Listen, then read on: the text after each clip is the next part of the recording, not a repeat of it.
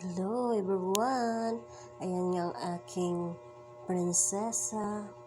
Ayan, iniipitan ko nga siya dyan at papasok sa school.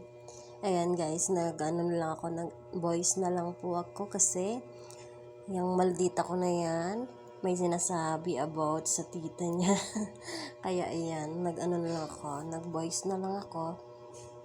Ayan, iniipitan ko nga ayan dyan. Para naman maganda pumasok sa school. Ayan nga ang batang yun, nakakamiss din, kahit suplada.